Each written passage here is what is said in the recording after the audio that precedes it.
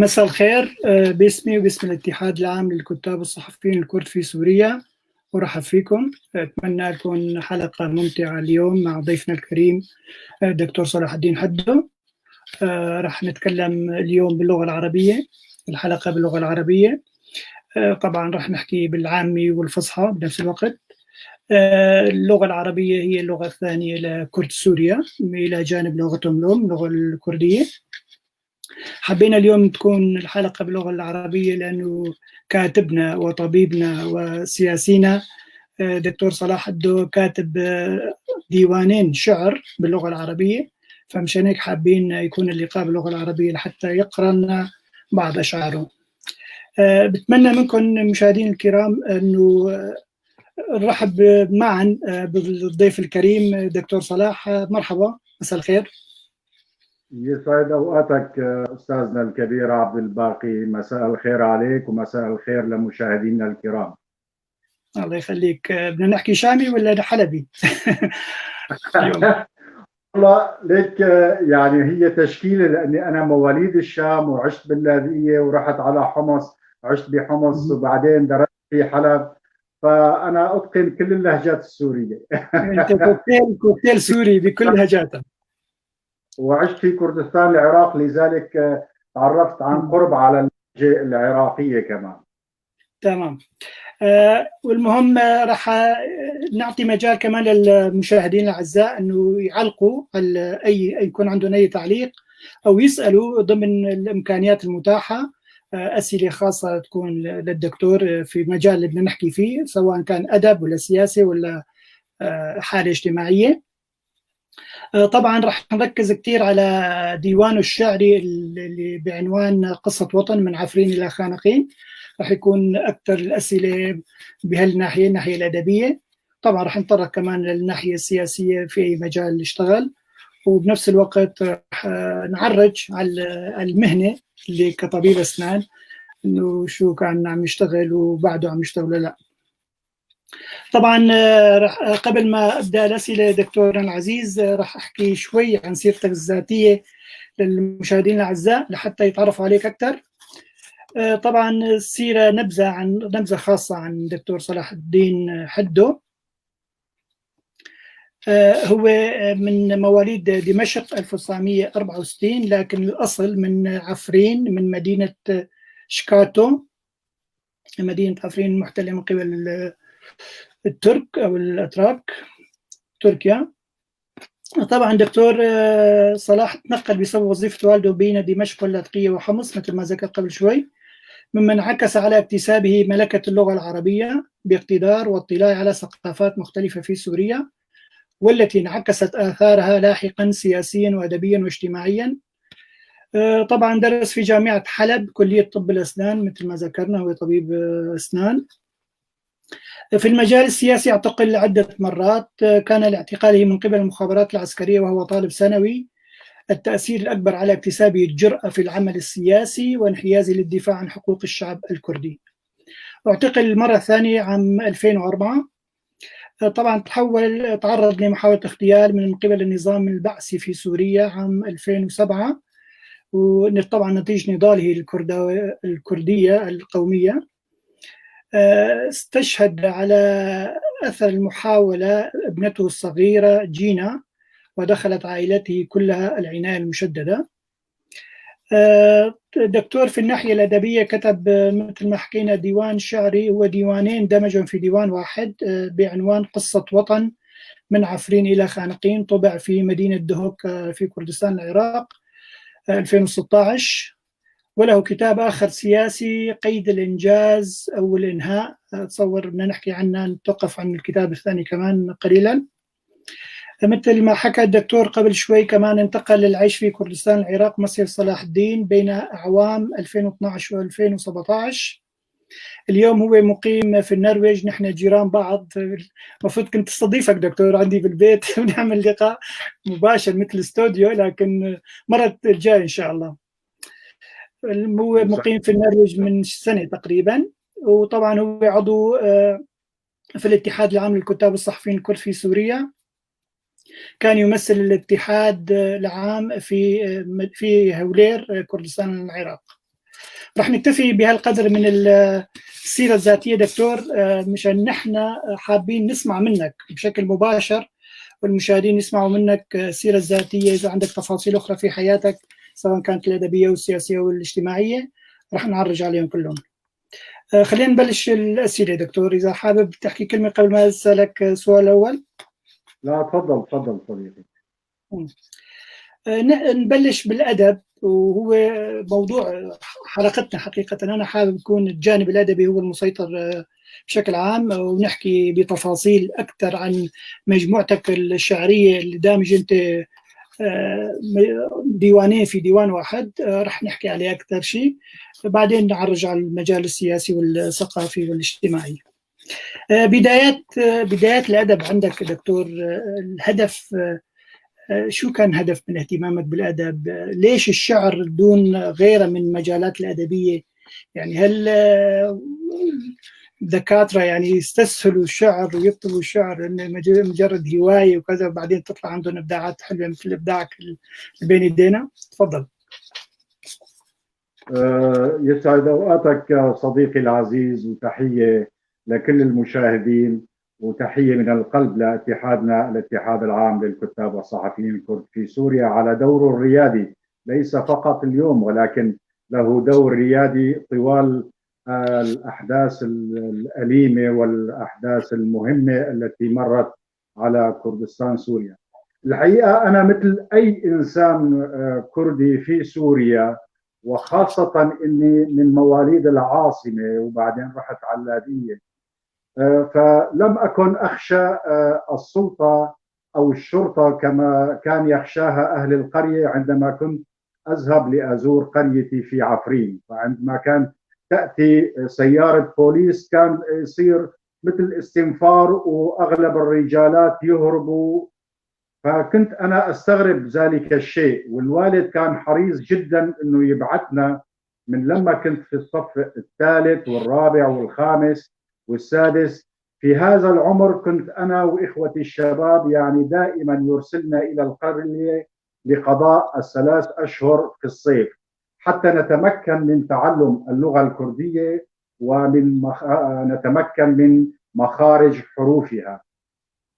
وهذا الفضل الأكبر لوالدي في توجهي الكردستاني. والدي رحمه الله كان شخص كردستاني بامتياز، كان صديق الشاعر جيجرخوين، وكان صديق عثمان صبري، وبيتنا كان مستودع للحركة الكردستانية لأنه كان بعيد عن الشكوك. فوالدي كان يخدم في الجيش، وابن عائلة عريقة، وابن شيخ عشيرة، فكان بيتنا بعيد عن الشكوك. لذلك كان بيتنا مكان ثقة للنخبة في قيادة الحركة الكردية، إن كان في دمشق في البداية، ثم في اللاذقية قليلا، ثم في حمص كثيرا، لأن حمص كانت على حدود لبنان قريبة.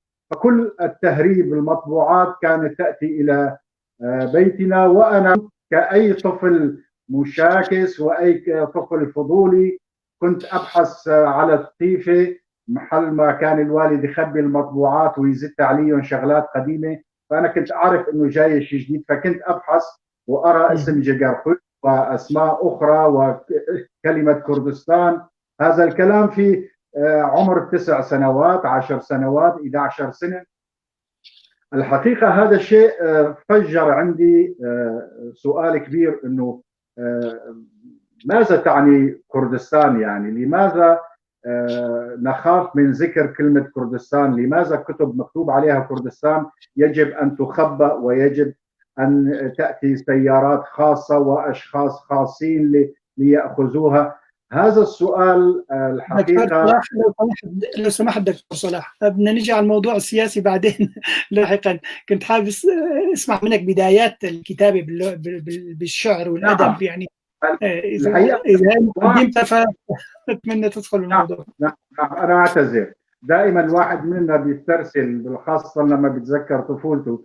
الحقيقة جايين على المجال السياسي لك يعني نعم. تتوسع فيه مثل ما بدك. هذه الشغلات خلتني أكون يعني أقرأ كثيرا. فكنت دودة كتب. كان الوالد يستغرب أحيانا في على صلاة الصبح وأنا ما أزال أقرأ. قرأت كثيرا جدا، وكانت في تلك الوقت يستهويني جريدة الهدف، مجلة الهدف والحرية الفلسطينيين، كنا نشتريها ب7 فرنجات بس مشان كنا نشوف كلمة كردستان في قصيدة أحد الكتاب، وأحيانا لم تكن القصيدة توافي الشروط الموضوعية للقصيدة، ولكن كنا نشتريها فقط من أجل كلمة كردستان.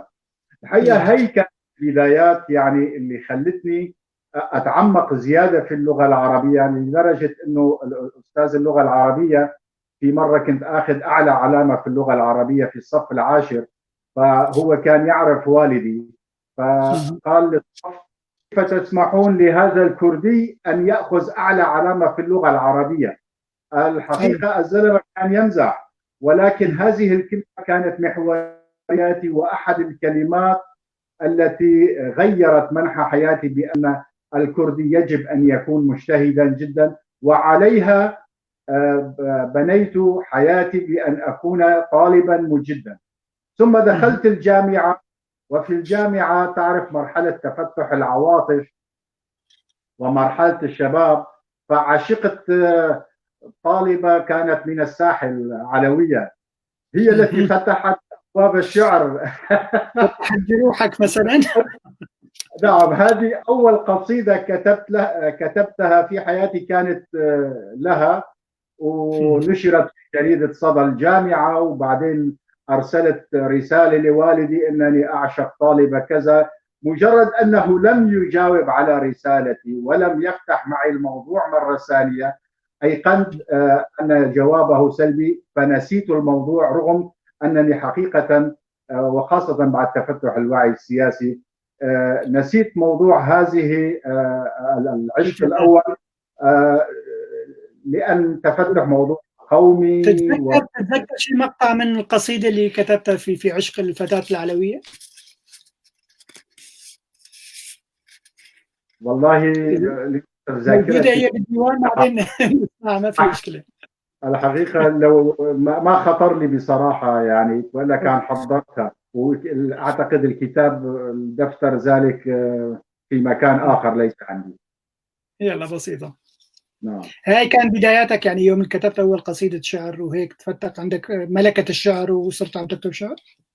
نعم، الحقيقة أنه من أول ما دخلت الجامعة كان عندي هوس شديد بحضور الندوات الشعرية والقراءة كثيرا جدا، مثل أي شاب كردي في تلك السنوات، لمحمود قباني، لنزار قباني، لمحمود معيني بسيسو. الحقيقة هذول كنت أقرأ لهم بشكل كبير جدا، وكان يستهويني في المطلق نزار قباني ومحمود درويش والشاعر الكردي شيركو بيكس. يعني هذول أستطيع أن أقولهم. نعم، ترجمات شيركو بيكس، ولكن شيركو بيكس كتب بالعربية أيضا، يعني هو كتب في الكردية القرآنية، ولكن في الآخر علمت أن كثير من الدواوين مثل ديوان المرآة على ما أعتقد، المرايا أو المرآة، كتب اللغة العربية شيركو بيكس ولم يترجم. شيركو كان متمكنا جدا، وكان شاعرا كرديا بامتياز، وخاصة ما زلت أذكر مقاطع من قصيدة وعد إذا استطعت أن تعد حبات الرمال على شاطئ طويل، وعد إذا استطعت أن تعد الأوراق المتساقطة في فصل الخريف، وعد كثير النجوم في السماء، فعندها فقط تستطيع أن تعد عدد ضحايا وطني كردستان. الحقيقة هذه من القصائد التي أثرت بي كثيرا جدا، لدرجة أنني حتى في خدمة العلم كان معي الديوان هذا وصودر مني مع عقوبة السجن. نعم. دكتور، من ضمن الأسئلة كان في سؤال نحن حاطينه بالمرتبة الثامنة يمكن، بس الأخ ديكو كاتب على الشاشة إنه لماذا الكتابة بالعربية لا بالكردية؟ طالما كان عندك هالهم القومي وكان في جو، أنت عايش في جو قومي، كل اللي حواليك عم يحكوا كردستان، جقرخوين، أشعار، برزاني، فليش ما استهواك تكتب باللغة الكردية؟ يعني هل اللغة العربية كانت طاغية عندك مشان هيك يعني حاولت تكتب بالعربية أكثر من الكردية؟ الحقيقة أستاذي الكريم، يعني أولا كون أني ولدت في المدن العربية وعشت في المدن العربية، فكانت عربيتي قوية جدا. بالإضافة أنه جنابك أدرى أنه كان تعليم اللغة الكردية شيء ممنوع. يعني أنا أذكر عدد من الأصدقاء الذين كانوا يعلمون اللغة الكردية في حلب وعفرين واعتقلوا لمدة لا تقل عن سنتين، يعني من 6 أشهر لسنتين. وأنا كنت صحيح. في المدن العربية، والعدد الأكراد المثقفين يعني قليل. لذلك أنا تعلمت اللغة الكردية عندما أتيت إلى جامعة حلب لأدرس. فبيئة حلب كان فيها عدد كبير من الكرد ومنهم الاختصاصيين في تعليم اللغة. أما قبلها للحقيقة أنا لم أكن أعرف الكتب الكردية، ما عدا كنت أرى الكتب أحيانا عندما تأتي إلى بيتنا، ولم أكن أفهم ما كانت تعني. إلا أن هناك شخص عندما حصلت على البكالوريا بدرجة امتياز، ذلك الشخص كان يخدم العلم في حمص عند والدي، وكان سعيدا جدا بحصولي على شهادة البكالوريا بامتياز. فجاء ليهنئني وكتب لي عدد من الكلمات باللغة الكردية، فحفظتها من اليوم الأول. وسمعت أن ذلك الشخص توفي، كان اسمه دلسوز على ما أعتقد. دلسوز كان أيضا شاعرا ومهتما، هذه معرفتي به، ويعتبر أول شخص كتب لي عبارات كردية ذلك الشخص رحمة الله عليه. رحمة الله عليه. دكتور، ذكرت أنت شيرغو بيكاس ومحمود درويش ونزار قباني، يعني هدول إن الشعراء اللي تأثرت فيهم وحاولت تكتب الشعر بأسلوبا، أما عندك أسلوب مغاير، يعني عندك أسلوب خاص بس تعمدت إنه أو استفدت من تجربتهم، الشعر الحر أو الشعر الجديد أو الشعر الحديث؟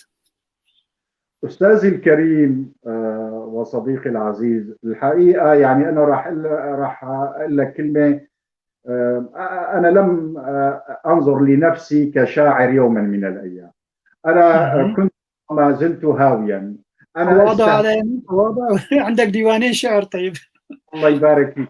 لا، أنا أتكلم الحقيقة أستاذي الكريم، يعني أنا لم أنظر لنفسي يوما كشاعر، ولكن استهوتني القضية الكردية، استهوتني العواطف مثل أي شاب في ذلك العمر. ولكن أعتبر أن معلمي أو الأساسيين أو مدرستي التعليم لدي في الشعر كانت محمود درويش ونزار قباني في الطرف الأيمن، وشيركو بيكس في الطرف الأيسر. لأنه شيركو بيكس أثر في داخل قلبي حقيقة، لأنه كان يخاطب الأحاسيس الشعرية والموسيقى وخلاجات القلب التي أمتلكها، لأنه كان يتقن تلك اللغة وأنا استفدت منها كثيرا. قرأت لكثير من الشعراء العالميين والعرب، ولكن عند هؤلاء الثلاثة أقف باحترام زائد كأنهم معلميني الأوائل. نعم. للمعلومة فقط دكتور، يعني الله يرحمه طبعا، كان عندي صديق اسمه صلاح برواري، هو كان صهر عفرين، هو الأصل من بروارة، من أكراد العراق، كردستان العراق. هو اللي ترجم أشعار شيرغو بيكس، مجموعتين شعريتين، ولأنه كان متمكن جدا من اللغتين الكردية والعربية فكانت المجموعتين ناجحات. وحقيقة يعني عكس شعر شيرغو بيكس إلى العربية بأدق تفاصيلها. أنا فقط للمعلومة كانت. دكتور، رح نجي هلا لكتابك قصة وطن من عفرين إلى خانقين. الحقيقة أنا هيك لفت نظري 3 نقاط أساسية في الكتاب، رح أقرأ لك إياهم وأتمنى تجاوب عليهم وحدة وحدة. مكتوب أنت على غلاف الكتاب الديوان الثاني والأول، يعني ليش هالتعبير؟ ليش مو الديوان الأول والثاني، الديوان الثاني والأول؟ يعني هيك لفت نظري كثير إنه شو القصد من هالعبارة؟ إذا بدك تجاوب عليها في بعدين عندي كمان، خليني أكمل السؤال. ثاني عندك كم ولا أنتظرك؟ لا تفضل، فيك تجاوب، خلينا هيك شوي تفضل. حقيقة العنوان لم يأتي عن سدى. أول من شجعني وجمع قصائدي الشعرية كان الأستاذ مروان بركات في عفرين، الشاعر والكاتب الكبير مروان بركات، له من القلب، وهو ما زال في ريف عفرين يناضل حقيقة. هو الشخص الأول، لأن كنا نتقابل في العيادة وأحيانا نذهب نتناقش أدبيا، وكان غزير الإنتاج في أكثر من منحى. فكان يقول لي لماذا لا تجمع أشعارك؟ كنت أقول له يا أخي أنا زلمة كسلان بصراحة، يعني وما عندي الخبرة الأدبية في جمع الشعر. فتطوع السيد مروان بركات وجمع ديواني الأول كاملا ووضعناه على الشاشة. عندما خرجت من عفرين خبأته جيدا ودخلت كردستان، وبعدها لا أعرف في أي مكان تم سرقته أو لطشه، لا أعرف. تعرضت لسرقة في ديار بكر من طرف أعتقد الاستخبارات كانت، لأنه كانت في السيارة. ففقدت معظم الديوان الأول، لذلك كتبت الديوان الثاني لأنه كان تحتي في كردستان كتبته، وبقايا ما استطعت أن أجمعه عبر الأستاذ شكري برواري، كان مدير موقع كراجي حكومة إقليم كردستان من 2005، لأنه الكثير من إنتاجي الأدبي ومقالاتي السياسية كنت أنشرها في ذلك الموقع. فمشكورا الأستاذ شكري برواري تطوع يوما وفرغ نفسه ليجمع لي إنتاجي منذ عام 2005 إلى 2014-15 في موقع حكومة إقليم كردستان. له مني ألف تحية الدكتور شكري برواري، من المناضلين الحقيقيين ومن الأشخاص الكبار والعمالقة في النضال الكردستاني. ترك فرنسا ليكون طبيب البيشمركة في 2014 عندما حصل تقدم لإرهاب داعش. الحقيقة شخص كردواري وجميل جدا، له مني ألف تحية. فما جمعته في الديوان الأول للحقيقة لم يكن كامل الديوان الأول، لأنه للأسف السيد مروان بركات أيضا اتصلت معه قبل طباعة الديوان، فقال لي أن المجموعة كانت على لابتوبه ولابتوبه تعرض لخلل فني وللأسف لم يعد يفتح مرة ثانية، فخسرت معظم الكتابات الديوان الأول. أما الديوان الثاني فكان تحت يدي، فأسميته الديوان الثاني لأنه الكامل والأصلي، وأما الديوان الأول فما استطعت أن أجمعه في الديوان من الديوان الأول. هذه كانت سبب تسمية يا صديقي. لأنه أنا كمان صفحت، حقيقة ما قريت الكتاب بشكل كامل، صفحته شفت الديوان الأول مكتوب عليه عفرين، فأنا تصورت أنه عندك أنت يعني حبك لمنطقتك عفرين، حبيت يكون الديوان الأول باسم عفرين بالرغم من تأخر الحدث فيه، وحاولت تسميه هو الكتاب الأول والديوان الأول، والقصائد اللي انت كتبتها على مر السنوات الماضيه سميت الديوان الثاني، فكتبت ديوان الثاني زائد ديوان الاول اللي هو ديوان عفرين. في شيء من الحكي؟ انا الديوان الاول كنت اطلق عليه تسميه عفرين بين اوراق الزمن، يعني منذ البدايات عندما كنت اقول ذلك. الحقيقة أنا قصدت في يعني حتى في ناحية المشاعر، لأنه حياتي كان مثل أي شاب فيها النمط الرومانسي، ولكن النمط الأكثر الطاغي كان النمط آلام ووقائع الشعب الكردي والمآسي ورثاء الشهداء وتعظيم الشهيد.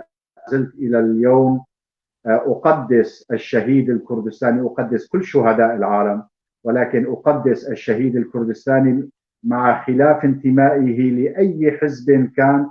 لدي الشهيد الكردستاني له هوية واحدة، هي الهوية الكردستانية، وهو مكان، وهو الذي يستحق، وهو الوحيد الذي يستحق القداسة لدي، وأعتقد عند الشعب الكردستاني عامة. فأنا لم أفرق يوما بين شهداء كردستان. نعم.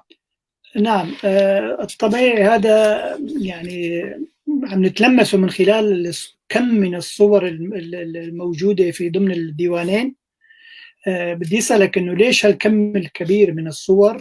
ثانيا أنت ما شاء الله عليك ما مخلي قلب حدا، يعني كل واحد جايب حاطط صورته بالديوان، يعني حتى من الأحزاب المختلفة، من الزعماء المختلفين. حتى أنا شفت صورة الصحفي الأرمني اللي اغتيل في اسطنبول، حتى صورته موجودة بالديوان. شو قصة هالصور دكتور؟ هران دينك الحقيقة عندما اغتيل هران دينك كان مسلسل متمم لاغتيال موسى عنتر، آبي موسى عنتر، ومتمم لاغتيال وداد أيدن الذي آلمني كثيرا. اغتيال وداد أيدن بشكل وحشي في ديار بكر منذ 20 عاما أو أكثر أعتقد. وكان هران دينك آخر الصحفيين الذين اغتيلوا في تلك الفترة، وخرج الأكراد يومها في اسطنبول في جنازة هران دينك حوالي 100,000. لا يوجد 100,000 أرمني في تركيا، أغلبهم كان من الكرد، فقالوا كلنا هران، كلنا كردستان، واعتقل الكثير منهم. الحقيقة يعني آلمني كثيرا اغتيال هؤلاء العمالقة. آبي موسى عنتر كنت تعرفت عليه شخصيا مع الأخ عبد الرحمن دراك، كلاهما كان من الكتاب الكرد من المدرسة الكردستانية القديمة الذين لم يدرسوا في مدارس التركية، درسوا في المدارس الكردية كما كان يقول لي عبد الرحمن دراك. هنا تريدني لقطة جميلة عندما زاروني في حلب 1991-92، فكنت أكتب باسم مستعار دكتور آريان. هي الفترة الوحيدة بعد الحياة الجامعية بقليل أو في الحياة الجامعية كنت أكتب باسم مستعار هو دكتور آريان. فقلت لهم أن أكتب بهذا الاسم، فأخذوا عنواني كذا، ومن ضمن المزاح أو ما حصل كالنكتة أنهم أرسلوا لي جريدة ولات حوالي 70 عدد بالبريد الرسمي، ومسجل اسمي الدكتور صلاح الدين حدو لأنه وقتها كنت متخرج، وحاطين بين قوسين دكتور آريان. فحتى يتعلم حتى يعني سرك. نعم، الحقيقة هذه من النقاط التي كلما ذكرتها أبتسم من وقعها علي. فعندما اتصل معي البريد لكي أستلم، ذهبت بشكل وأنا خائف عندما أظهر 70 جريدة ولات في تلك يمكن أزادية ولات. فلا أعرف لا أعرف وقتها لم يعتقلني الأمن وأنا ما زلت مستغرب يعني. نعم سيدي. لأنه يمكن ما فهموا شو نمط الجريدة، لأنه جاي من تركيا فكروا شيء لغة تركية. نعم. دكتور، بدنا كمان سؤال أخير عن مجموعتك. طبعا قبل ما ننسى، المجموعة هي من تصميم الفنان العزيز عناية ديكو، فمشان ما ناكل حقه يعني مفروض نذكر الأمر كمان. طبعا مقدمة الكتاب كاتبه كمان صديقنا العزيز إبراهيم اليوسف، الشاعر والكاتب والروائي إبراهيم اليوسف. رح أقرأ هيك مقطع صغير شو كاتب إبراهيم عن الديوان، عن مجموعتك الشعرية، مشان هيك كمان نسأل سؤال عن خصوص ما كتبه. كاتب: نصوص صديقي دكتور صلاح الدين حده تحمل الكثير من رائحة ألمه الاستثنائي، سواء كان في لحظة مواجهته آلة الاستبداد وخسارته بفلذة كبده طفلته جينا شهيدة الطفولة الكردية، أو من خلال الخط البياني لاغترابه.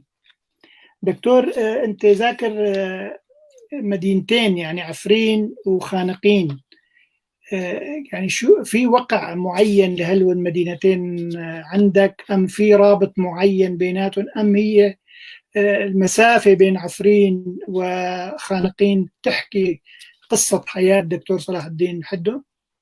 تفضل. الحقيقة أستاذي الكريم، خانقين لها وقع خاص في نفس أي كردي، لأنها بلد الشهيدة الكردستانية التي أعدمت بسبب ولائها ونشاطها الكردستاني ليلى قاسم. هذا من جهة، ومن جهة ثانية خانقين تعتبر الحد الشرقي الجنوبي من كردستان، تبعد 40 كيلومتر عن بغداد، وهي ضمن خريطة كردستان التي رسمها الإنجليز، المستشرقون الإنجليز، قبل أن نقول نحن عنها كردستان. ولكن وعفرين هي ألمي ومنبتي وغصتي اليوم. مدينة عفرين هي المدينة الكردوارية التي أعطت بشكل غريب جدا وبدون انحياز، دعمت كل النضالات الكردستانية، وبيئتها وفلكلورها الغني يشعر أي كردستاني عندما يأتي إلى عفرين أنه بين أهله، كما كل مناطق كردستان. ولكن عفرين لها الخصوصية كونها في النقطة الغربية قبل الأخيرة في خارطة كردستان، ولكن هي جغرافيا مصغرة عن كردستان، فيمكن أن تجد فيها الجبال الجميلة، السهول الغنية، المياه العذبة، حوالي 30 كيلومتر من البحر المتوسط. فعفرين لها خصوصية أنها تمثل كردستان الصغرى، وهذا ما قاله لي الشيخ أدهم البارزاني عندما لمته، سآتي على الحديث لاحقا يوما، فقال لي: لقد قلت للرئيس مسعود البارزاني صدقني، إذا تحررت كردستان فأفضل منطقة أن تقيم فيها العاصمة هي عفرين. فتحية للصديق. تصور هي صورته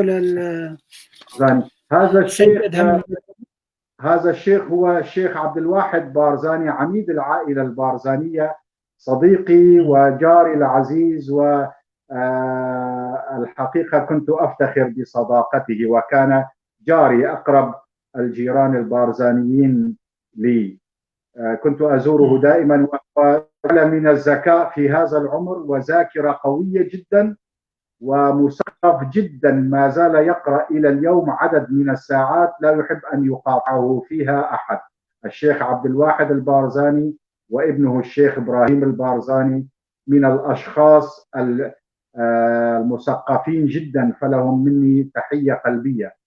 هذه الصورة للشيخ خلات بارزاني ممثل السيد الرئيس مسعود بارزاني في مزار الخالدين في بارزان.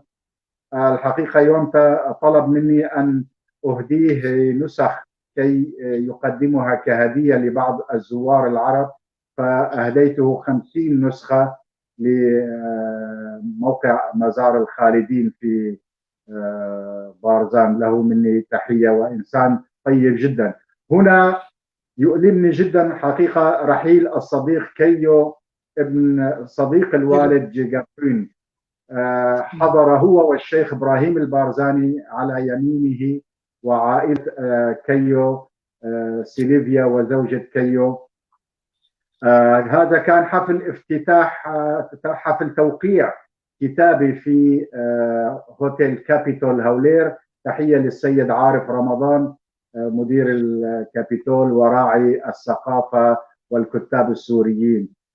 أما هذه المناضلة الكردية، الحقيقة لا أستطيع أن أعبر عن عظمة هذه المرأة الكردية. هذه المرأة الكردية سجنت 4 سنوات بتهمة الانتماء لحزب كردي وهو حزب البارتي. هي الشاعرة والكاتبة والمذيعة القديرة آسيا خليل، وقد تشرفت أولا، وكانت هي السبب المطلق في النجاح المنقطع النظير لحفل توقيع كتابي. السيدة آسيا خليل مناضلة من الطراز الأول وشاعرة بامتياز. هذه الصورة أيضا هي في حفل افتتاح، في حفل توقيع كتابي، وقد رفعت شعار رابطتنا بعد أن تحولت إلى الاتحاد العام للكتاب والصحفيين الكرد. وتفاجأت حينها أنه كان هناك شخص كان سيشارك السيدة آسيا خليل في تقديم الحفل، ولكنه تفاجأت بأنه اعتذر، والسبب لأنه شعر بأنني ممثل الاتحاد العام للكتاب والصحفيين الكرد، وأتحفظ على ذكر اسمه. ولكن أنا تفاجأت بموقفه حقا، لأن هذه الأمور أعتقد أن الكتاب والصحفيين وأصحاب الأدمغة الكردية يجب أن يرتقوا فوق هذا المستوى. فأنا أذكر عندما كنت في أحد الأحزاب السياسية كنت ألتقي بكل المثقفين من باقي الأحزاب التي كانت قواعدنا ربما لا تحب بعضها وأحيانا تتشاحن، لم أقطع يوما علاقتي بمثقف كردستاني نتيجة انتمائه. بالعكس، كنت أعتبر أن المثقفين هم الجسر الذي يعول عليه شعبنا الكردستاني في توحيده وإرشاده. وأستنكر حقيقة بكافة الوسائل الأصوات التي تتعالى لتفرقة العقول الكردية، فنحن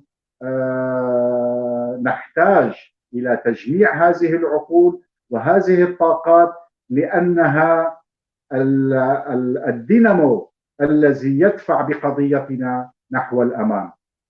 الصورة هذه دكتور العزيز، يا دكتوري، نعم، خليني أسألك لو سمحت. كل ما نسحبك على الجانب الأدبي والشعر عم تروح لي على الجانب السياسي. الله يخليك. خلينا نسمع منك قصيدة شعر من ديوانك، أنت تختار القصيدة اللي أنت حابب تلقيها. تفضل. الحقيقة حط لنا موسيقى بجنبها، إذا عندك موسيقى كمان ما في مانع. نسمع موسيقى بجانب. القصائد هي القصيدة الأولى أحبها، هي طقوس لصلاة كردية. نعم.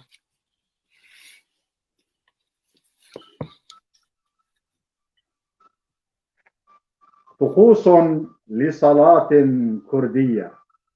نحن الكرد شجعان رائعون غيارى وكرماء، يكرهنا المحيط وتعشق فراشنا كل النساء، ولكن يا سيدي لا نحسن عشق السوسن ولا ترويض الحجل، نفر إلى الجبال بحثا عن إله حر، نركع جسرا لظبي يمرح، نمازح العشب ونشعل النار، نحتمي بجدران الكهف من المطر، وننفس دخان تبغنا المهرب، ليزداد عدد الغيوم في السماء، نختصر إطلاق الرصاص فلا آلهتنا في المجلس.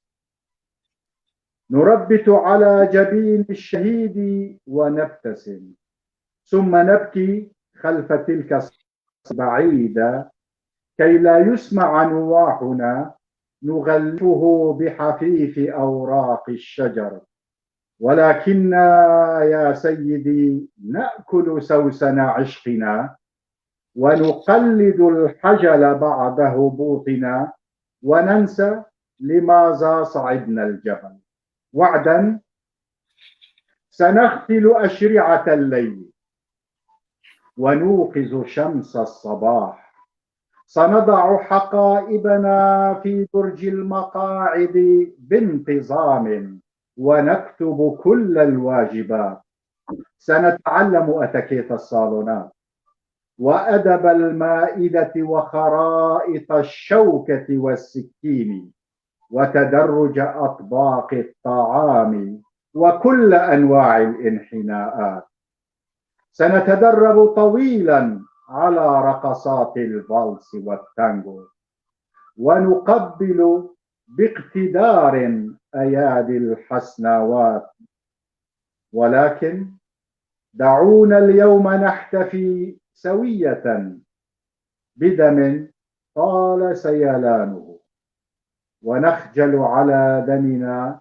مرة في العمر، نوحد طقوس صلاتنا للحظة حانت على طبق من ذهب لاستقلال كردستان. نعم سيدي، هذه قصيدتي الأولى. شكرا جزيلا، حقيقة قصيدة رائعة. دكتور، متى يتفاعل الشاعر مع قصيدتي، أو متى القصيدة تبكي شاعرها؟ الحقيقة أنا لا أريد أن أكرر كلمات قالها قبلي كثيرا أن كل القصائد هي أولاد الشعراء، ولكن أنا أعرف جيدا سؤالك الثاني، متى تبكي القصيدة شاعرها. الحقيقة عندما يكون الألم أكبر من الفجيعة، عندما تكون المأساة فجيعة بحد ذاتها تعجز عن وصفها كل الكلمات، لا يملك الشاعر أو الإنسان، وخاصة الإنسان الشاعر، بالإضافة لكلماته إلا دموعه الغالية التي تنسكب غصبا عنه جبرا عنه. فأعتقد وما زلت أعتقد وأصل أحيانا إلى درجة التيقن أن كل الشباب وكل الشعب الكردستاني والشعب الذي عانى وما زال يعاني هم شعراء بالفطرة، ولكن فقط يحتاجون للوسائل الإيضاحية التي تؤطر تلك الشحن العاطفية، تلك الموسيقى، تلك الصور المؤلمة في إطار شعري. لذلك تاريخنا سيدي وحياتنا، وخاصة التي عشتها أنا وأنت جيل مواليد الستينات إلى الآن، حياتنا فيها ذخيرة هائلة من الصور والآلام والموسيقى الحزينة والأغاني وداع الشهداء والصراخ عند فقدان الأهل والصراخ عند المجازر والبكاء عند اعتقال الأب والأخ والأم والأخت. هذه الصور يا سيدي نحن الكرد من أكثر شعوب العالم امتلاكا لها وأكثر قدرة على التعبير عنها بصور وقصائد شعرية من الطراز الممتاز. هناك الكثير يا سيدي من الشعراء الكرد الشعبيين الذين لم يسجلوا للأسف ولم يلتفت لهم أحد، لأن حياتنا دائما كانت الحفاظ على الوجود، ففقدنا الكثير من فولكلورنا الرائع، وهذه حقيقة للأسف يا سيدي. نعم. دكتور صلاح، كشاعر وكإنسان، ما الذي يزعجك؟ ما الذي يؤلمك؟ أكثر ما يزعجني الغباء، يزعجني السياسي الغبي، يزعجني الإنسان الغبي، يزعجني الكاتب الذي يكتب اليوم على الفيسبوك بغباء. ولكن الحقيقة ما يؤلمني ولا أستطيع أن أعفو عنه هو الخيانة. لذلك لي مقولة مسجلة باسمي: الخيانة ليست وجهة نظر سياسية. وطالما أشرت على القادة في كردستان العراق أن الخائن وخاصة زعماء الجيش من الخطأ الاستراتيجي أن تجعلهم أعضاء قيادة اليوم وتقول عفى الله عن ما مضى. ممكن أن تعوضهم نتيجة الامتيازات الموجودة لتصارع الأحزاب، تعوضهم بالمال بوقوفهم إلى جنبك أو لإعطائهم بعض الأسرار لك. ولكن من الخطأ الاستراتيجي أن تضع من خان بلده وشعبه يوما في مركز قيادي حتى لو كان في منظمة مدنية. فالخائن أعتقد أنه أولا يجب أن يكون بعيد عن السياسة الكردية، هو والمتأثرين من جيله ومن نسله بتربيته الساقطة، وأن لا يكونوا قادة في المحافل الأخرى. يعني حتى على مستوى الأطباء، المهندسين، الأساتذة، أنا لا لو يعود الأمر الشخصي لي لن أسلم خائنا قيادة في مؤسسة ما. نعم شكرا. سبقنا الأستاذ ديكو كاتب على الشاشة كمان مرة تانية سؤال نحن كان ببالنا نسألك إياه، إنه هل من قصائد جديدة عن مأساة عفرين أو نتاج جديد عن هذه المأساة؟ الحقيقة ما حصل في عفرين شيئان متناقضان. أولا بطولة من الشعب الكردستاني، من أهالي عفرين في البداية، ومن الكثير من المناضلين. فأنا أعرف ووثقت عدد من الأسماء لشهداء من عامودة وديريك والدرباسية وقامشلو وراس العين وكوباني رفضوا أوامر الPKK بالانسحاب من عفرين عند تسليمها، واستشهدوا هناك، وهناك شخصان من أكراد تركيا على ما أعتقد. فكانت البطولة الخارقة شعبا ومقاتلي كرد، وكان هناك الخيانة بأبشع صورها. الخيانة كانت من قادة الPKK أولا، ومن العالم المريض، العالم المصلحي، وعلى رأسهم العاهرة ناتاشا الروسية. فهذا التناقض يا سيدي ما زال يطحننا، وخاصة بقاء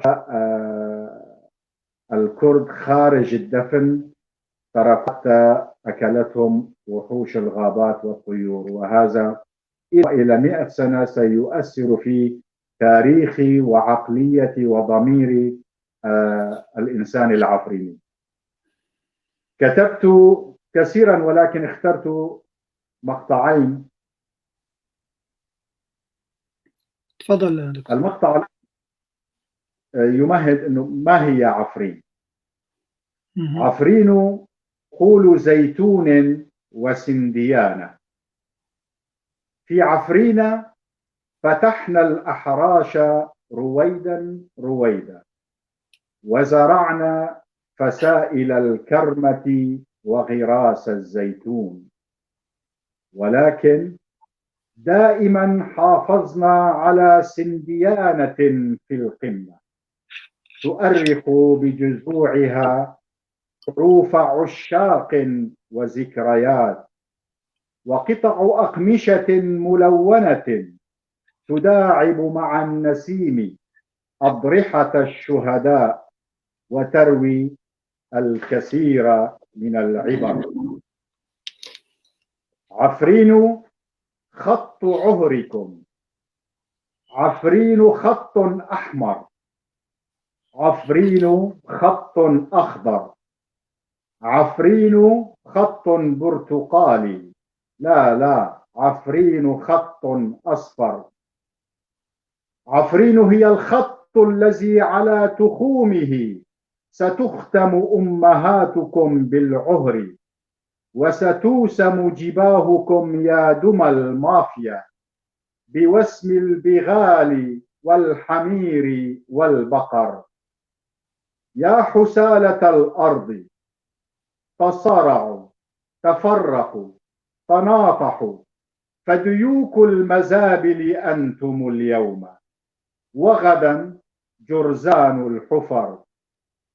عفرين باقية ما بقي الزيتون والرمان وشجر الحور وغابات السنديان والصنوبر.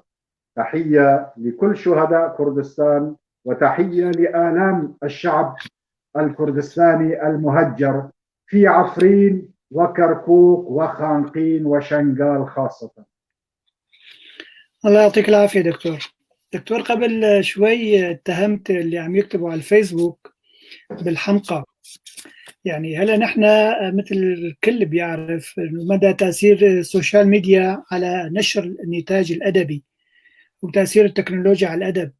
يعني كل واحد فينا عم يكتب مثلا بشكل يومي أو بشكل شبه يومي بعض خواطر شعرية، قصة قصيرة، مقولة مؤثرة. يعني هالشغلة أتصور مفيدة، ما مثل ما أنت أعطيتها إنه لا هدول حمقى عم يكتبوا على الفيسبوك. أنت ما حاولت تكتب بقدر الإمكان أو تنشر قصائدك من خلال شبكات التواصل الاجتماعي؟ تفضل. يا سيدي، أنا ما وصمت من يكتب على الفيسبوك أو وسائل التواصل الاجتماعي بالحمقى، ولكن أنا قلت أنا أكره الغباء ضمن الكتاب والصحفيين والناس العاديين، وخاصة اليوم الأكبر، المجال الأكبر لتشاهد كميات هائلة من الغباء هي منصات التواصل الاجتماعي. أنا أعتقد يا سيدي أن منصات التواصل الاجتماعي من صنعها وقدمها للناس هم يشبهون بشكل ما من الأشكال الباحثين عن الذهب.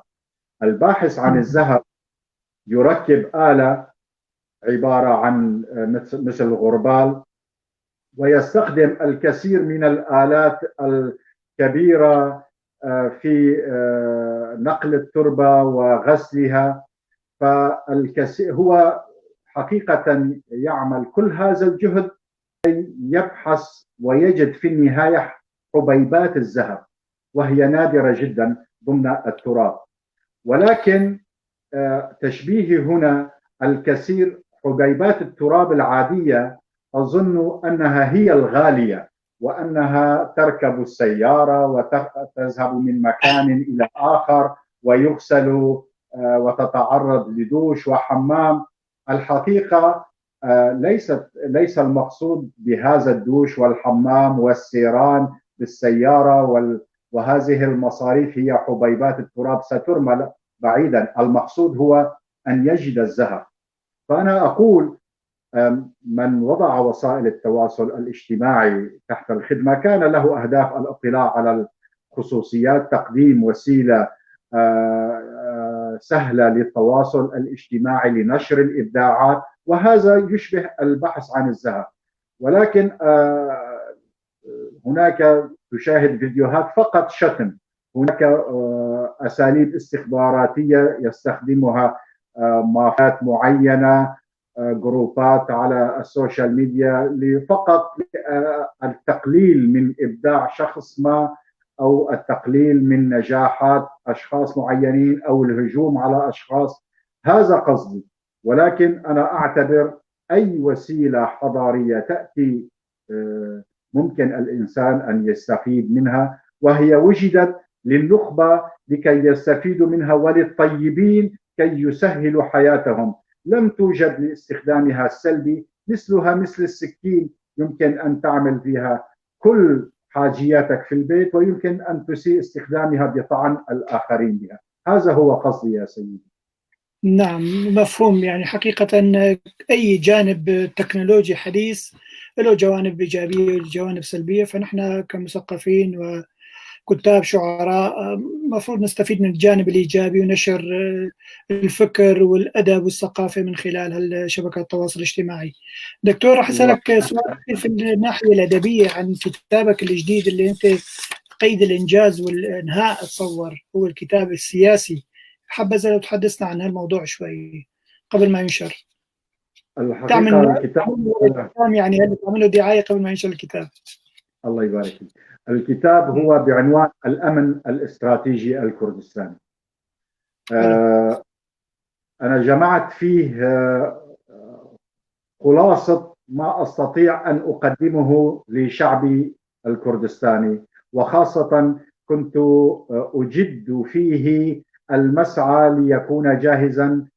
كنت أتوقع أن يحصل استقلال لكردستان بعد 2017، وكان هذا هو المخطط الغربي لولا خيانة قيادة البي كي كي وليس القواعد.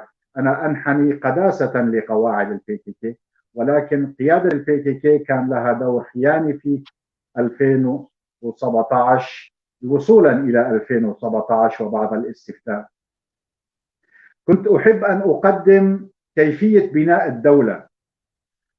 بدأت مبكرا جدا. استوقفتني نقطة أستاذي الكريم، أننا نقول دائما الكرد مثل الحجر، خائن مثل الحجر. فبعد البحث توصلت أن آلية الحرب الخاصة العائدة لمحتلي كردستان وصلت بها القذارة والنتانة أن تجعل حتى حيوان الوطني، لكل بلد هناك حيوان هي بيئته أن يعيش في ذلك البلد أكثر من غيره. فالحجل هو حيوان كردستاني، والباسكوي أو الماعز الجبلي هو حيوان كردستاني. أعداء كردستان جعلوا الحجل نموذج للخيانة، لأنه عندما تصيد الحجل، عندما تذهب للصيد تأخذ حجلا وتصيد حجل، ولكن وجدت أن عندما تريد أن تصيد نسرا تعمل نفس الطريقة. كثير من شبابنا وشبابكم كان يذهب لصيد عصافير الحسون والدوري، يأخذون عصفور حسون أو دوري. فهذه الطريقة المتبعة في كافة أنواع الصيد. لماذا الحجر خائن؟ لأنه كردي. فحتى الحيوان الكردي لم يسلم من تشويه محتلي كردستان، وهذه نقطة مهمة. وكذلك الباسكوي أو الماعز الجبلي جعلوه في مخيلتنا أنه حيوان شؤم، لأنه تسبب في مقتل سيامند في ملحمة سيامند. أنا انطلقت من هذه النقاط، وانطلقت من البيئة الكردستانية التي هي بيئة شبع، كما توسع فيها الدكتور أحمد الخليل، له مني تحية كبيرة جدا، ابن عفرين البار الباحث والأكاديمي دكتور أحمد خليل. كردستان هي مركز ومنبت ثقافة الشبع. أنت عندما تكون في الجبل وتضيع يمكن أن تعيش شهر كامل على أوراق الأشجار، على بعض الثمار في الغابات، على كثير، وهو دائما هناك نبع صغير وفي بركة ماء حتى في رأس الجبال. إذن لن تموت، ولكن في الصحراء إذا ضعت 3 أيام بدون ماء ستموت. فنحن أهل ثقافة الشبع. للأسف هذه الثقافة كان لها دور سلبي في احتضاننا للأعداء ثم جعلهم يتمكنون منه. كتبت أيضا عن كيف ارتقت الأمم. استشهدت بعدد من الأمثلة. الأمة اليابانية وثقافة الجماعية التي أحييكم أنتم أهل عمودة. أهل عمودة هي النقطة والمنطقة الكردستانية الوحيدة التي يعمل مثقفوها بثقافة الجماعية. هذه الثقافة المشهورة في اليابان، وكانت سبب إعادة إعمارهم بعد دمارها في الحرب العالمية الثانية. ثقافة حقل الأرز الذي يحتاج 20 شخصا، تكاتف جهود 20 شخص. انطلقت بعدها إلى سنغافورة. كيف استطاع لي كوان أن يبني سنغافورة؟ بالابتعاد عن السياسة، منع الأحزاب السياسية. اليوم نحن في روج آفا كان لدينا 99 حزب بأسماء الله الحسنى، وسمعنا هلا خلينا من روجافا خلينا بكتابك هلا. نعم. هذه النقاط اعتمد فيها لي كوان على العلم، فأنا شرحت كيفية حتى الاستفادة من مناهج الدول في المرحلة الابتدائية، أي منهاج، والمرحلة الإعدادية، وتطرقت إلى السياسة، ماذا يجب وما هي السياسات التي يجب أن نتبعها في بناء كردستان، وخاصة يعني لمبدأ سيسجل باسمي أن كل شيء يجب استخدامه على مبدأ 1 2 3. يجب أن لا نرمي الشيء قبل استخدامه ب1 2 3. عندما نعمل بركة سباحة، مياهها يجب أن لا تذهب للمجاري، ممكن أن نسقي بها، يمكن أن نغسل بها الشوارع. الكثير من هذه الأمثلة وبشكل عقلاني. وهنالك فصول ستأتي لا أحب الحديث عنها الآن لأنها تحتاج إلى توضيح أكثر عبر تعابيرها الكبيرة. معناتها كتاب هو كتاب ضخم مثل ما فهمت منك، متعدد المحاور وبحاجة إلى دقة أكثر في المعلومة وفي توثيق الأرقام. نعم نعم. طيب دكتور، نحن انتهينا تقريبا من الجانب الأدبي عندك. إذا عندك أي سؤال خاطر على بالك تحكي بهالمجال مشان ننتقل على الجانب السياسي اللي أنت هلا مستنيه بحرارة إنه تحكي بالسياسة. الحقيقة في الجانب الأدبي أنا لابد أن أشكر في البداية والدي العظيم، لأنه هو اللي وجهني كردواريا وروحه طيبة، وشهيد العائلة كتبت عنه بداية قصيدة لم أكملها، أخي الدكتور فرزندا الذي كان المشفى في عفرين سمي باسمه، كان دكتورا لم يصبح سياسيا يوما، وقضى عمره في جبال كردستان. وأشكر السيد عناية ديكو ونزير بالو. أنا لا أعرف نزير بالو، ولكن أخبرني السيد عناية ديكو أنه ساعده في إخراج غلاف كتابي، وصديقي المزمن إبراهيم اليوسف في تقديمه الأكثر من رائع لكتابي. وهناك ثلاثة أشخاص يستحقون الشكر العميق، هم النقيب في البيشمركة سام شيرواني، والأخ نوجدار رمزي، وآسيا خليل بالمطلق لأنها ساعدتني. بقيت أسماء الأخير مشان نعطيك مجال تحكي كلمة أخيرة. تشكرهم كلياتهم. هذا ما يتعلق بكتابي كي لا نعود إليه. نعم. دكتورنا العزيز، في المجال السياسي يعني كان لك باع طويل وعريض في هالمجال. حدثنا عن تجربتك السياسية والمراكز القيادية اللي توصلت لها في مرحلة ما. تفضل. أخي الكريم للحديث شجون.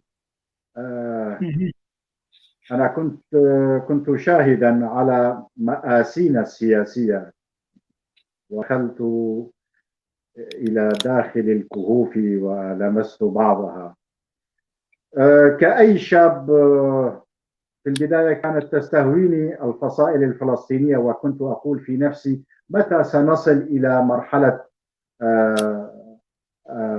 الجبهة الشعبية وأمثالها في جريدة الهدف، مجلة الهدف والحرية. ثم جاءت أفكار. قرأت كثيرا في البداية. كان الفضل لعمي مصطفى حدو، كان أحد أعضاء البارتي، وعائلتنا كانت عائلة بارتية بصراحة. كان جدي يطلق عليه لقب البارزاني، كان يضع العمامة البارزانية. هو أول من أعطاني كتب سياسية عندما كنت أذهب للقرية في الصف الثالث والرابع والخامس والسادس. وقتها أعتقد في الصف السادس قرأت كتاب عن الثورات الكردية من بدر خان بق إلى عبيد الله النهري، علي شير، عبيد الله النهري، وهكذا. ثم المرحلة الجامعية تعرفت على كان فكر البي كي كي أول ما جاء حزب العمال الكردستاني، وكان شعار توحيد وتحرير كردستان كان الشعار الكبير. الحقيقة كأي شاب هذا الشعار وجرفني فترة من السنوات إلى أن جاءت نقطة وهي المؤتمر الوطني الكردستاني، وكنت مسؤولا عن المثقفين في حلب وهم الأطباء والمهندسون والمحامين والكتاب، وكنت مسؤول القسم العربي في مجلة تشاندوغل، وكنت أكتب بصدى كردستان تحت اسم دكتور آريان. ولكن في 1993 كان المحور والانعطاف الكبير عندما تسربت أن ليس هناك لكرد سوريا ممثلين في المؤتمر الوطني الكردستاني، فتصادمت وقتها معهم، وكنت أنا والمرحوم يوسف الدكتور يوسف طربوش والمحامي المرحوم حمزة وبعض الأشخاص الآخرين، وتم التشهير بنا واعتبرونا عملاء، وحتى أنهم قالوا نشروا في قرى عفرين 360 قرية أن الدكتور صلاح عميل كبير، وقد وجدنا بجيبه هاتف بيل كلينتون الشخصي، فحتى يقوم اغتيال الدكتور صلاح، يعني انه عميل كبير، فان تجد هاتف مساعد في الامن شيء، وان تجد هاتف بيل كلينتون شخصي في جيبه، فالحقيقه كانت مأساة يعني.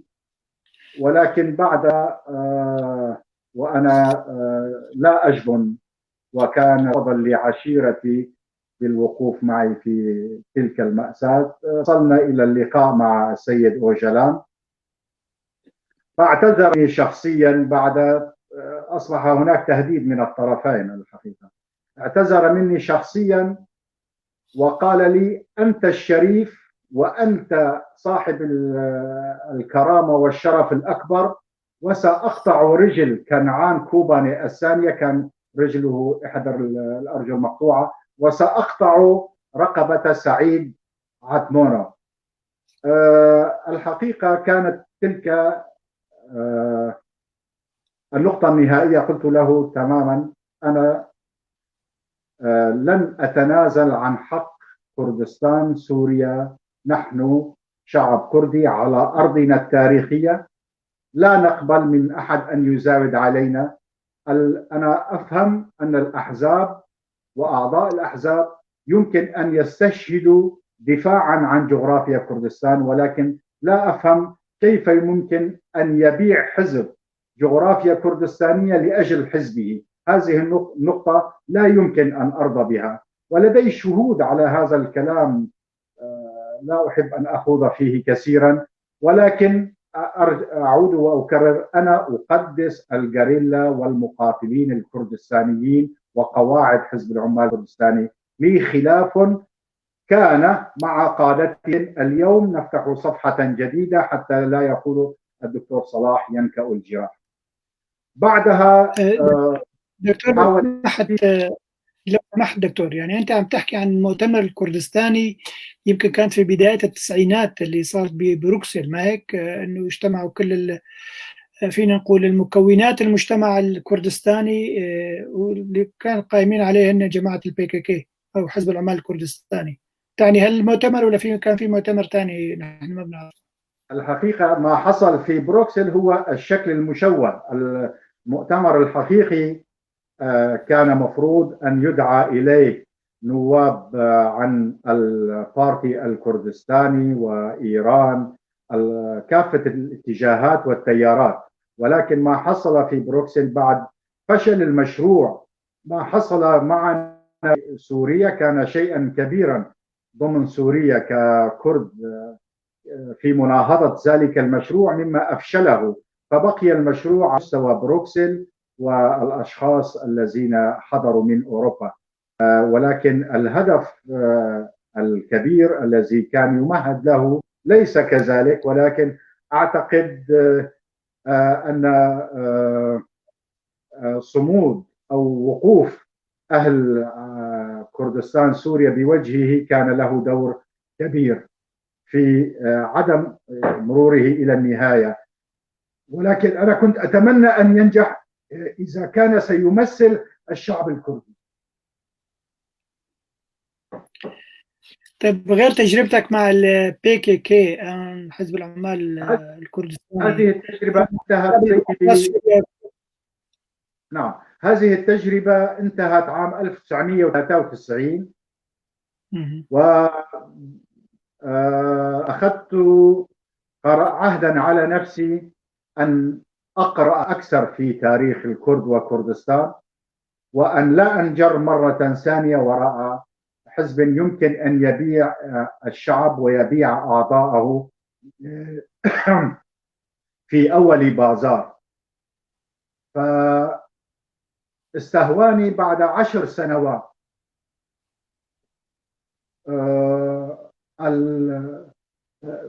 نهج البارزاني لسبب بسيط. أنا تألمت جدا من الخيانة، وخاصة عندما أشاعوا عني أنني عميل والتليفون بيل كلينتون. كان تحت يدي الكثير من الأسرار، ومنها أماكن أسلحة كانت تذهب إلى المقاتلين، والكثير من الكوادر الجرحى الذين كنت أعالجهم على مسؤوليتي الشخصية، ومنهم كانوا سريين جدا. يعني لو علمت الحكومة السورية لقتلتني 1000 مرة. ورغم دناءة ما فعلوه معي، بقيت تلك الأسرار وتلك الأماكن تحت يدي بشكل آمن، ولم أعمل مثل ما يعمل الكثير من الكرد العاديين عندما يتصارع مع أخيه يذهب إلى عدوه. أنا كنت ضد هذه النظرة.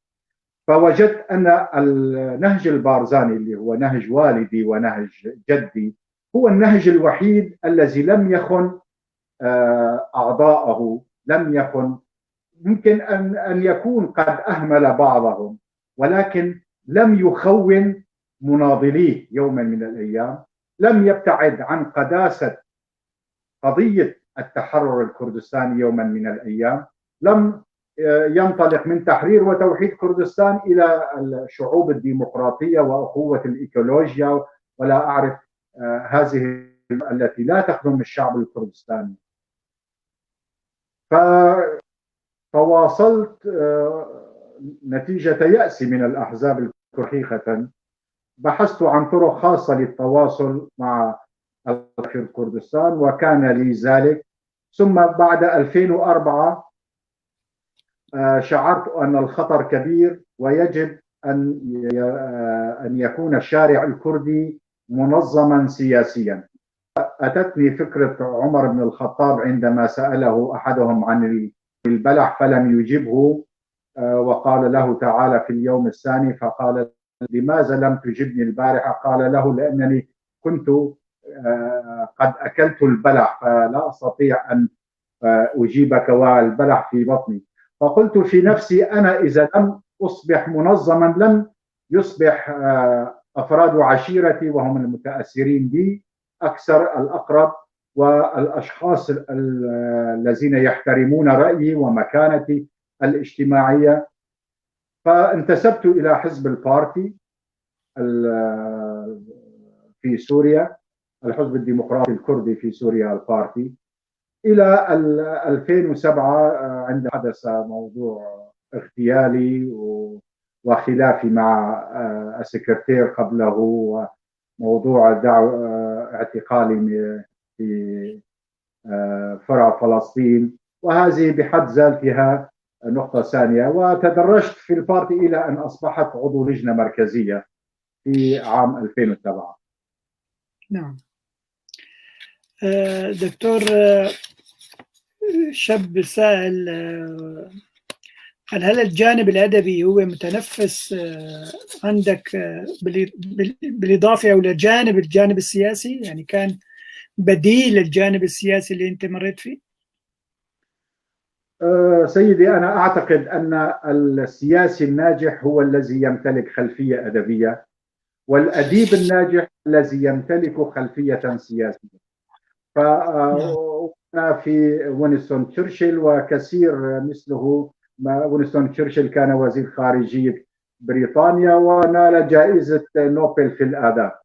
الحقيقة الأدب هو شيء إنساني ممكن أن يعبئ الفراغ الروحي مثل الأديان لدي، يعني يشبه دوره دور الدين، ويمكن أن تستخدمه لتكثيف توجيه شعبك وإنسانيتك بأسلوب أكثر تألقا، بأسلوب أكثر جمالا.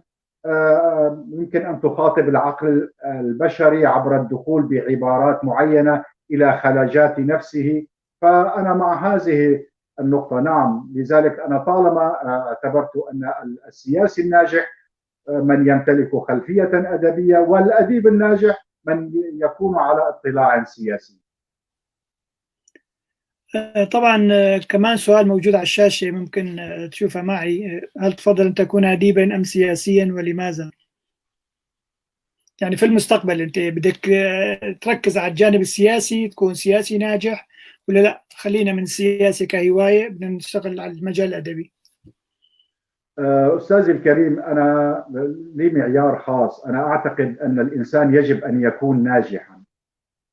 يعني أنا عندما درست طبيب أسنان، كنت طبيب أسنان ناجح على مستوى أطباء الأسنان العرب، ولي اسم بين 150 أول طبيب عربي عملوا في الزرع على مستوى الوطن العربي. حاولت أن أنقل قضيتي ككردي عندما أنجح في كل محفل. عندها أنا أخدم قضيتي بشكل جيد، وهذه كانت وصية الوالد أو أسلوب الوالد في تربيتنا. الوالد في بدايته أراد أن يذهب للتطوع مع ثورة البارزاني رحم الله كليهما، ولكن جاءتهم رسالة من الملا المصطفى بارزاني أنكم في وظائفكم تستطيعون أن تخدموا الشعب الكردي وتخدمون أكثر. وهذا ما فعله والدي حقا، وهذا الشيء يشهد عليه كان أبو عثمان صبري حينها، وكثير من الساسة الذين كانوا في وقته. فأنا أعتقد أن الإنسان عندما يكون مبدع، أنا لا أحب أن أنشر قصيدة سيئة ولا كتاب سيء، لا أحب أن أكون طبيب سيء، لا أحب أن أكون سياسي سيء. أنا عندما وجدت أن وجودي في البارتي بعد الانشقاقات وفشل الوحدة بين جناحي نزير ونصر، وشعرت بيد الطولة للأمن السوري فيها، آثرت أن أكون بعيدا وأن أعمل وفق رؤية خاصة مباشرة مع إقليم كردستان الذي أعتبره الحريص أو الجناح الحامي للتطلعات الكردستانية. لذلك أنا لا أعرف الحقيقة، ولكن أعتبر أنه أن تكون سياسي ناجح وأديب ناجح، المهم أن تكون ناجحا، أن لا تكون فاشلا ولا تنشر فشلك بحجة أنه يجب أن تنشر شيء ما. أنا ضد هذا المبدأ.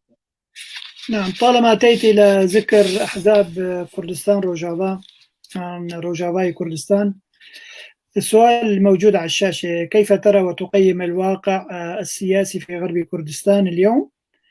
وما هو سبب تركيزك على ضرورة تطوير الانتليجنسيا، يعني النخبة المثقفة في السياسة الكردية؟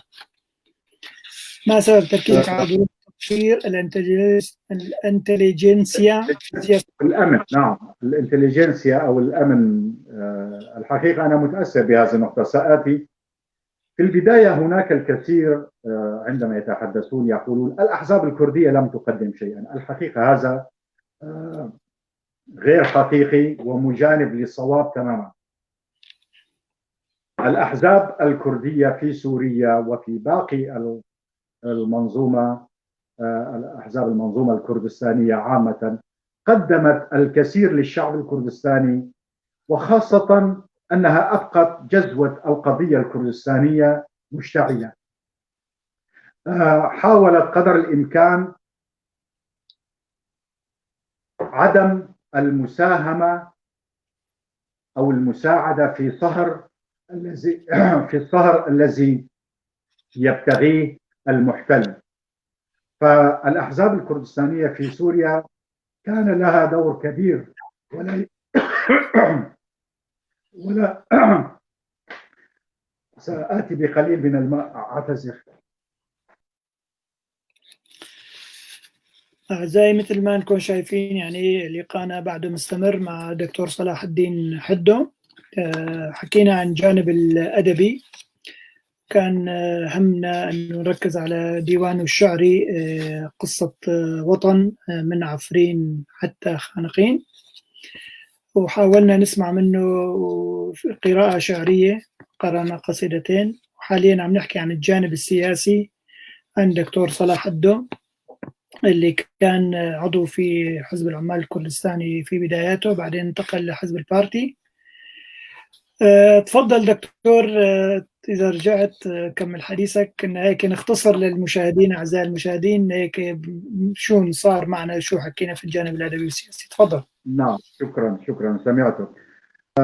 فالحقيقة ولكن وصلوا إلى مرحلة، وخاصة مرحلة الانتفاضة في سوريا وما تلاها، الانتفاضة الكردية 2004 وما تلاها، وكانوا خلف الجماهير. حينها كان الأفضل لهم أن يستقيلوا ويصبحوا مستشارين ويدعوا الجيل التخصصي، وخاصة بعد دخول الإنترنت والعولمة كان من المفروض أن يدخل الجيل الاحترافي، وكان هناك الكثير من الاختصاصيين الكرد في كافة المناحي. للأسف، لأن الثقافة في الشرق الأوسط هي انعكاس للواقع المادي على الإنسان، فثقافة الأنظمة المحتلة والتمسك بالكرسي انعكس على أحزابنا الكردستانية. كنت وما زلنا نلاحظ أشخاص هزيلين على أساس أنهم سكرتيري الأحزاب الكردية لا يعرفون أن يكتبوا مقالا بالكردية، مع أنه اليوم لدينا كتاب عباقرة وأشخاص كبيرون في الكتابة. هذه النقطة، وجاء بعدها الانتفاضة التي حصلت في سوريا التي سميت ثورة. أنا أعتبر أنها كانت ثورة ل6 أشهر وبعدها أصبحوا مرتزقة. في ذلك الوقت سلم ملف الأحزاب في كردستان الغربية لجلال الطالباني بناء على توازنات دولية، فالبارتي عين شخصا من عنده هو حميد دربندي للملف. أعتقد أن تعيين حميد دربندي الذي أسميه شماعة الشيطان كان متوازنا مع استلام جلال الطالباني للملف، ولكن ما فات الإخوة في قيادة البارتي وبعد الهزائم المتلاحقة للأنكسي الذي يتحكم به وبكل حيادية حميد دربندي، والأشخاص معظمهم كان من الأشخاص الانتهازيين الذين طوروا ممتلكاتهم المادية ومشاريعهم الاستثمارية على حساب الشعب الكردي في سوريا. وهذه الهزائم بدأت، أنا أعتقد السبب عندما التقيت حميد دربندي مرة في هولير، فاجأني جدا بأنه لا يعلم شيء عن مليون كردي يقيمون في محافظة حلب، يعني أكراد عفرين وكوباني وأعزاز ومنبج والباب. صدقني كان شبه أمي. هناك شهيدان على نهج البارتي، فرهاد في قامشلو، فرهاد علي في قامشلو، وابنتي شهيدة الطفولة الكردية جينا، بسبب آرائنا وقناعاتنا السياسية كأبناء للبارتي ولنهج البارزاني. الحقيقة فاجأني أنه أصلا لم يكن قد سمع بشيء من هذا ولا يعرف شيء عن عفرين وكوباني وهذه المناطق. لذلك أنا أشير اليوم، وأعتقد أن القيادة في كردستان بدأت تعي هذه النقطة، وخاصة قلت لك بعد مأساة عفرين اجتمع وفد من الأنكسة مع السيد الرئيس مسعود البارزاني، ولم يكن في الوفد شخص عفريني. كانوا حوالي 10 أشخاص على ما أعتقد أو 8 أشخاص، لم يكن منهم شخص واحد من عفرين. كيف تستمع لمأساة شعب، لمعاناة شعب، وفي هناك ممثلون لهذا الشعب وليس ضمن الوفد أحد من هذا الشعب؟ أنا وجهت ملاحظة حقيقة يومها، وكان الخطأ أعتقد بشماعة الشيطان. اليوم أعتقد أن التقارب الكردي هو صفحة جديدة في الخريطة السياسية التي يعمل عليها من كافة المحاور، وكردستان مطالبة اليوم أن تكون على مستوى الحدث. أكثر من ذلك، أنا أعلم أياديهم البيضاء في هذه اللقاءات والوساطات وسد الثغرات، ولكن أوجه كلمة هنا لقيادة البارتي وخاصة آزاد برواري، كاف آزاد برواري الذي يمتلك الملف مع فاضل ميراني، أن أهالي كرد روجافا كما تحبون أن تسموهم يعلمون جيدا لماذا كان حميد دربندي، واليوم تغيرت الظروف وذهب جلال طالباني لجوار ربه، وحدثت أمور استراتيجية، منها خسارتنا لعفرين وخسارة كركوك وشنغال، ويجب العمل على إعادتهم سياسيا وأن لا نكون فاشلين. عندما هنا يأتي دور الانتليجنسيا أو الأمن.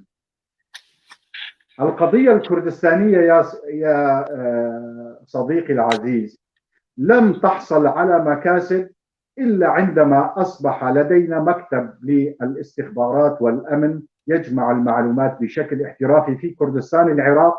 استطعنا على أساس أن نكون مصدر المعلومات الأساسي في القبض على صدام حسين. وكذلك في كردستان روجافا، عندما أنشأنا مكتبا للاستخبارات في كردستان روجافا وبإشراف مباشر من الجنرال المظلوم كوباني الذي أحييه اليوم، استطعنا أن نمتلك المعلومات ونصل لمكان أبو بكر البغدادي خليفة داعش الإرهابية. لذلك اليوم لا يمكن أن تكون حزبا وتنال مكتسبات على الأرض إن لم تكن لديك معلومات استخبارية صحيحة. الفشل في كركوك كان فشلا استخباراتيا، ولو كان يومها رئيس المخابرات هو السيد مسرور بارزاني. أنا أعتبر وقلتها أن هذا الفشل يعود على السيد مسرور البارزاني، فكان الأحرى به أن يعرف شيئا كهذا. وكذلك خسارة عفرين. اليوم لدينا فرصة ذهبية. هنالك شعبتان للاستخبارات في كردستان الجنوبية وكردستان الغربية، يمكن أن يتحدا عبر الوسيط الأمريكي والوسيط الأوروبي والفرنسي خاصة، وباتحادهما عندما نمتلك ملفا استخباراتيا واحدا ونخلص ونتخلص من الشرذمة الاستخباراتية الموجودة في السليمانية التابعة للمحور الإيراني، وهذا أحد الأخطاء الذي يتحملها أيضا مجلس الأمن في كردستان. عندما نوحد الملف الأمني في المناطق الكردية، وقتها سنقطف ثمرات النجاح، لأنه لا يمكن أن تنجح عسكريا على الأرض إذا لم تكن تمتلك معلومات استخباراتية، لا يمكن أن تنجح اقتصاديا إذا لم تكن تمتلك معلومات اقتصادية وعن من يريد أن يسبب لك خسارة في المشاريع الاقتصادية. النقطة كان على المجلس الاستخباراتي أن يحضن كافة الجالية الكردية في كل أنحاء العالم ويستطيع أن يتواصل معهم كلهم، والكثير من شعبنا أصلا مستعد أن يخدم شعبه وقوميته مجانا وليس بالمال. نعم دكتور، صارنا تقريبا أكثر من ساعة ونص عم نحكي في سؤالين فقط مشان ننهي اللقاء. طبعا أنا كثير سعيد ومستمتع بحديثك حقيقة. جيت على سيرة التفاهمات الكردية يعني بين إذا قلنا الأنكسة وأحزاب المرتبطة ببيادي، حزب الاتحاد الديمقراطي. طبعا صار ردود فعل من العرب السوريين وخصوصا العرب الموجودين في منطقة شرق سوريا، شرق شمال سوريا. بالبداية كانوا طالعوا بيانات. بالفترة الأخيرة ب3/7/2020 أعلنوا عن تجمع وطني عربي في المنطقة الشرقية. يعني حقيقة لو تقرأ أنه نوع من التحدي أنه لا، طالما في تجمع كردي في شمال شرق سوريا فنحن المفروض نكون قريب منهم تجمع عربي. وربما اليوم حتى قريت على لسان رياض رار، يعني هو رئيس مجلس سوريا الديمقراطي، أنه مع الأسف في تحركات خبيثة في المنطقة، ممكن يصير تشاحنات بين الكرد والعرب في المنطقة. كيف تقرأ المشهد هذا؟ يعني أنه نتيجة تفاهمات أو تقارب كردي عم يصير جبهة معاكسة إلى من الأخوة العرب الموجودين في المنطقة. صديقي العزيز، نحن لا نعيش بجزيرة ولسنا بمنأى عن ما يحدث حولنا، ونفهم تماما التغلغل الإقليمي اليوم وعداءه لأي شيء كردي. ولكن ما فاجأني وأنا الذي عايشت العرب عمرا طويلا ولي صداقات أعتز بها، مقدار الارتزاق لدى هذه النخبة العربية التي باعت ثورتها، باعوا آلام شعبهم، باعوا دماء وأعراض شعبهم المتألم حقيقة. عند أول فرصة تراه يساريا، ثم نتيجة المال السياسي يصبح ضمن الإخوان أو يمجد نهجهم. أعتقد أن العرب مبتلين بهذه النخبة السيئة، الذي هم من اختاروا أنفسهم واختارتهم تلك الجهات التي تمول أجندات معينة، وللأسف هم يرؤون للعروبة والعرب أكثر مما يسيئون للكرد. وأنا أعتبر أن هذه هي المسامير الأخيرة لنعوشهم، ستدق هم من سيساعدون بدقها على نعوشهم. الحقيقة أنا لست ضد تقارب أي شعب، ولكن لماذا عندما يتقارب الكردي يجتمع التركي والإيراني والمرتزقين العرب كي يعادوا هذا التقارب؟ نحن لم نعمل شيئا إلى الآن كأكراد، أكثر ما هنالك هي لقاءات سياسية لتوحيد الخطاب، ولكن أنا كشاعر وكاتب أطرح أكثر من ذلك ولحقي وحلمي الحقيقي، لأن الدول التي قسمتنا وهي التي عملت لهم هذه البلدان، لم يعملوها هم بنتيجة بطولاتهم، الشريف حسين كان شخصا من السعودية، كان يكفي أن يعطوه السعودية. لماذا عملوا له سوريا ولبنان والأردن ومصر وليبيا؟ هذه الدول سايكس بيكو هم الذين عملوها. لماذا اليوم يكرهون الكردي هذا الكره ويعتبرون أن الكردي الموجود على أرضه التاريخية هو دخيل؟ الحقيقة هي قراءة معاكسة للتاريخ، وسيرمون خارج التاريخ. حقيقة اليوم من عمل سايكس بيكو يريد أن يعمل شيء آخر. تقاطعت مصالحنا ومصالحهم في هذه النقطة، وستذهب إلى النهاية شاءوا أم أبوا. ولكن أنصح هذه ليس الطليعة، هذه الفئة المرتزقة أن يكفيها بيعا لآلام الشعب العربي، ولن يؤثروا علينا كثيرا. فقد نحن لدينا موسوعة في الفواجع والآلام ونعلمها جميعا، ولكن ليكونوا شرفاء مع شعبهم وليقوا شعبهم من الآلام. فالعرب الذين كانوا في عفرين، الذين أتوا من كافة المدن السورية نتيجة الحرب التي صارت، كانوا يأمنون على أنفسهم في عفرين، وهذه حقائق وستنشر الكثير من تلك الوثائق. العرب الذين جاءوا إلى القامشلي من كافة المدن السورية عاشوا بكل كرامة، فالذين سيكونون ضمن الجغرافيا الكردية سيتفاخرون وسيفخرون غدا على أقرانهم بأنهم كان الله معهم أكثر، ولأن الله أحبهم جعلهم في هذه البقعة الجغرافية.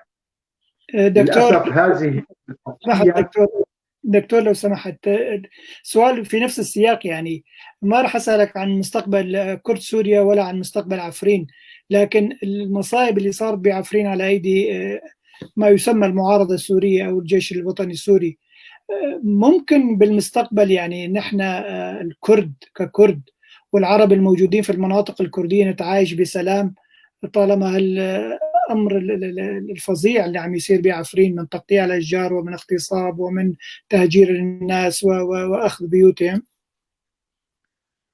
يا سيدي، هون الحقيقة أنا بدي أحكي نقطتين. النقطة الأولى سآتي على محور حديثك. كل من شارك بهذه العمليات التي تشبه أنفلة الشعب الكردي في عفرين حكما لن يكون له مكان في الجيرة والأخوة، وهو مجرم ويعرف نفسه أنه سيتعرض لمحاكمة وسيهرب مع المحتل الذي جلبه، وهذه حقيقة. ولذلك المحتل جلب أولئك المرتزقة الموجودين في تركيا ومن باقي النقاط التي تحتلها تركيا، من الغوطة، من إدلب، من ريف حلب، من ريف حماة، وهم يعلمون أنهم لن يبقوا في هذه الأرض، لذلك يتصرفون بقمة الندالة والحقارة واللا إنسانية.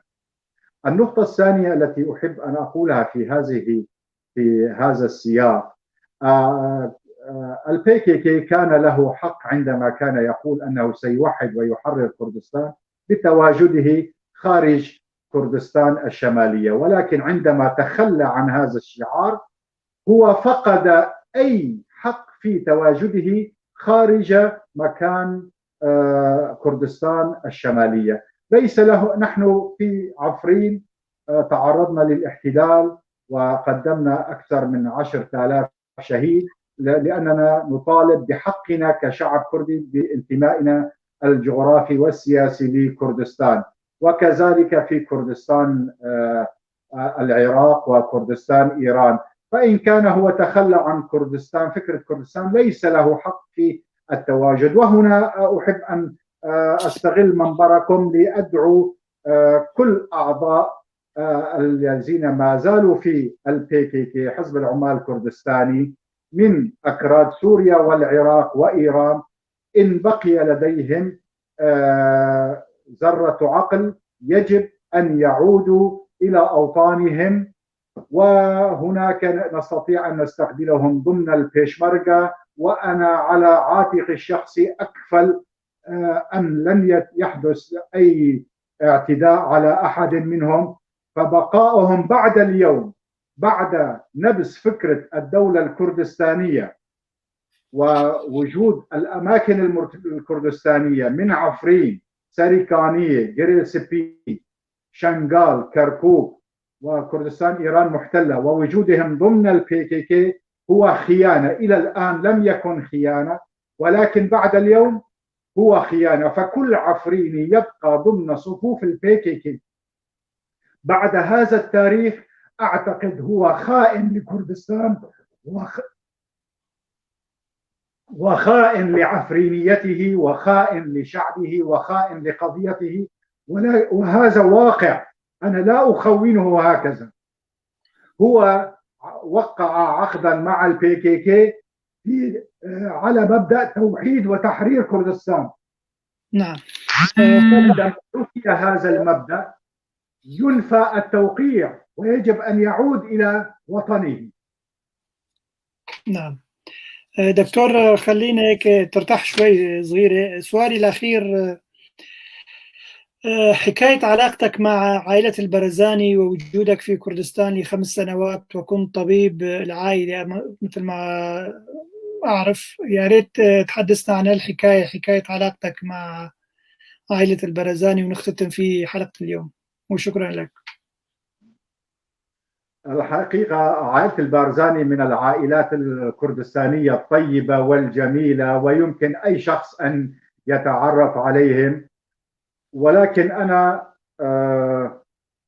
وضعت استراتيجية عندما يئست من الأحزاب، من النشاط السياسي الحزبي. وضعت استراتيجية بإيصال أفكاري ومقترحاتي الاستراتيجية للمركز، وكانت أن وجدت بابا مع العائلة البارزانية. هي عائلة متواضعة جدا، وأعتقد أن كل شخص يحمل آلام وأحلام كردستان ولا يبحث عن الامتيازات والارتزاق سيكون له حظوة لدى العائلة البارزانية، وهذه حقيقة. وأنا عشت بينهم. الحقيقة أشخاص جدا رائعين وجدا متواضعين وكردستانيين بشكل مطلق، ولكن دائما لكل قاعدة شواذها.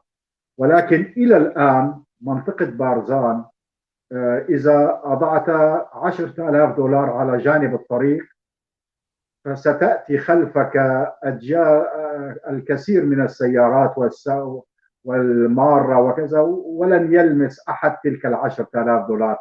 فهنا في النرويج عندما أجد هذا الأمان أتذكر بارزان بجمالها. الحقيقة البارزانيين أشخاص متواضعون جدا وحريصون على القضية الكردية، وأنا آمل أن يفتحوا عقولهم وأبوابهم أكثر للإبداع الكردستاني.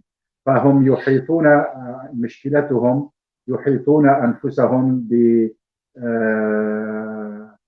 بحاجز من المرتزقة، وأتمنى أن يتخلوا عن ذلك ويكونوا أقرب إلى المبدعين الكرد.